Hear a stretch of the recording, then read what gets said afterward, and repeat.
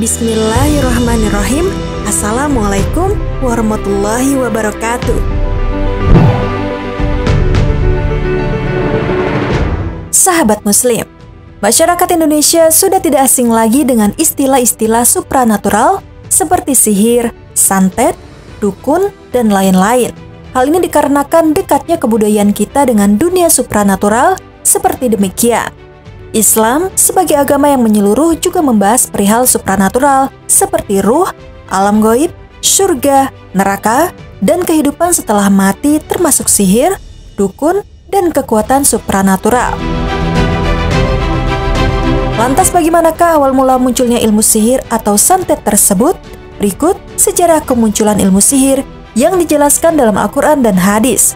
Simak terus video ini. Namun sebelum lanjut ke videonya, silahkan tekan tombol subscribe dan tombol lonceng di bawah ini sebagai bentuk dukungan kalian agar channel ini tetap terus menyebarkan informasi seputar Islam. Dan terima kasih untuk yang sudah subscribe.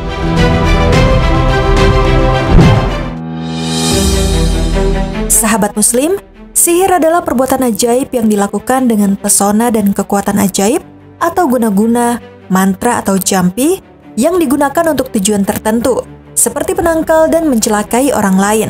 Karena itu sihir bisa menimbulkan dampak beraneka ragam seperti sakit, kematian, kebencian, gairah syahwat dan perceraian, serta perselingkuhan.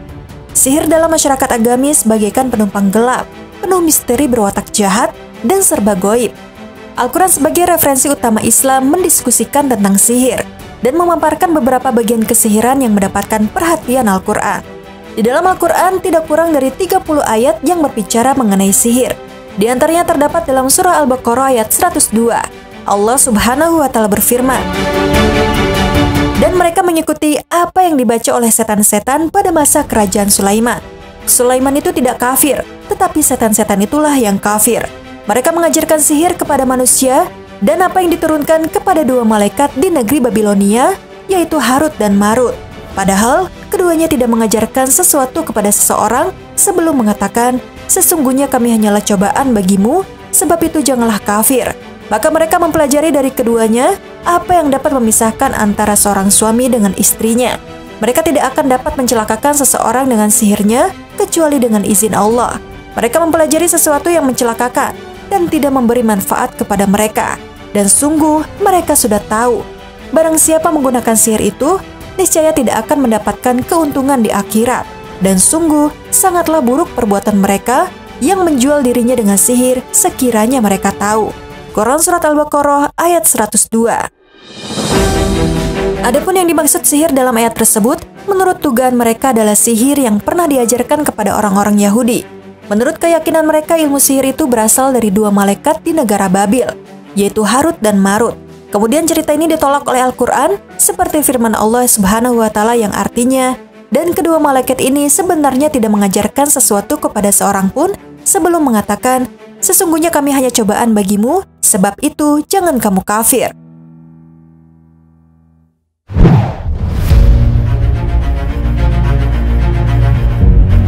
Sebab turunnya ayat 102 surat Al-Baqarah ini dilatar belakangi oleh tuduhan oleh sebagian orang Yahudi kepada Nabi Muhammad SAW bahwa Muhammad itu bukan nabi, tapi pesihir dan penghayal seperti Nabi Sulaiman dan nabi-nabi lain yang diceritakan dalam kitab Taurat. Lalu Allah Subhanahu wa Ta'ala menurunkan ayat tersebut ada hubungannya dengan ayat sebelumnya. Allah Subhanahu wa Ta'ala menerangkan bahwa Nabi Muhammad SAW diutus Allah dengan membawa wahyu Al-Quran yang membenarkan kitab Taurat. Segolongan besar ahli kitab tidak lagi memelihara kemurnian kitab mereka, sehingga mereka tidak lagi menempuh jalan yang benar.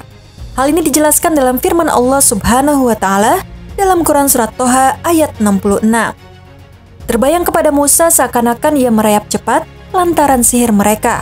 Quran Surat Toha ayat 66. Dan Allah Subhanahu wa Ta'ala berfirman dalam Surat Al-A'raf ayat 116. Mereka menyulap mata orang dan menjadikan orang banyak itu takut, serta mereka mendatangkan sihir yang besar. Quran Surat Al-A'raf ayat 116. Sihir ini termasuk sesuatu yang tersembunyi, yang hanya diketahui oleh sebagian manusia saja.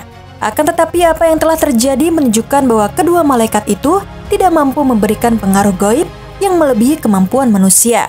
Bahkan yang disebut kekuatan gaib oleh mereka itu hanyalah kemahiran dalam menguasai sebab-sebab yang mempunyai perpautan dengan akibat yang dilakukan. Hal ini hanyalah terjadi karena izin Allah, semata-mata sesuai dengan hukum yang telah ditetapkan oleh Allah Subhanahu wa Ta'ala.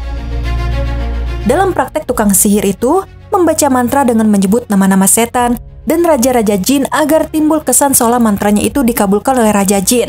Atas dasar inilah timbullah anggapan yang merata dalam masyarakat bahwa sihir itu dibantu oleh setan.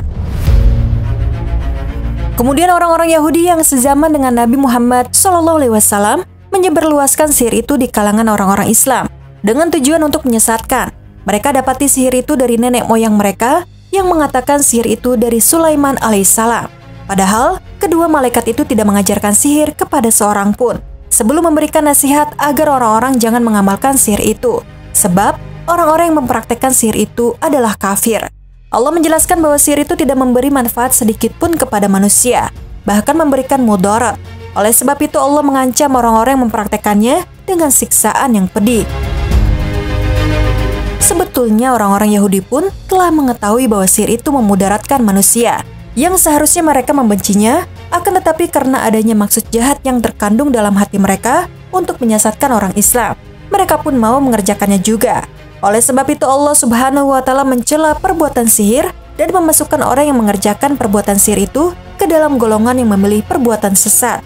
Dan Allah mengatakan di akhir kelak mereka tidak akan mendapatkan kebahagiaan sedikit pun. Dengan demikian jelaslah bahwa sihir merupakan suatu ilmu seperti hanya ilmu-ilmu lain yang mempunyai dasar pijahan. Sementara Al-Quran dan Sunnah Rasul mencela orang yang mempelajarinya. Di dalam hadis, tukang sihir digolongkan dalam kelompok orang musyrik. Nabi Muhammad SAW bersabda, "Barang siapa membuhul tali dan meniupnya seperti ia telah melakukan sihir, barang siapa yang melakukan sihir, berarti ia telah syirik." Hadis riwayat An-Nasai dari Abu Hurairah.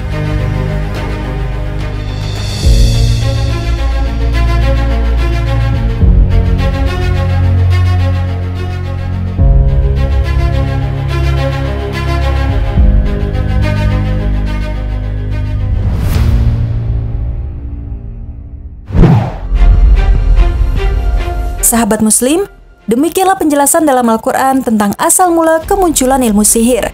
Sihir itu bukan ajaran Nabi Sulaiman alaihissalam, akan tetapi ajaran-ajaran setan yang tidak memberikan pengaruh apapun juga terhadap jiwa seseorang jika tidak dikehendaki Allah Subhanahu wa Ta'ala. Tujuan ilmu sihir adalah untuk keburukan atau kejahatan.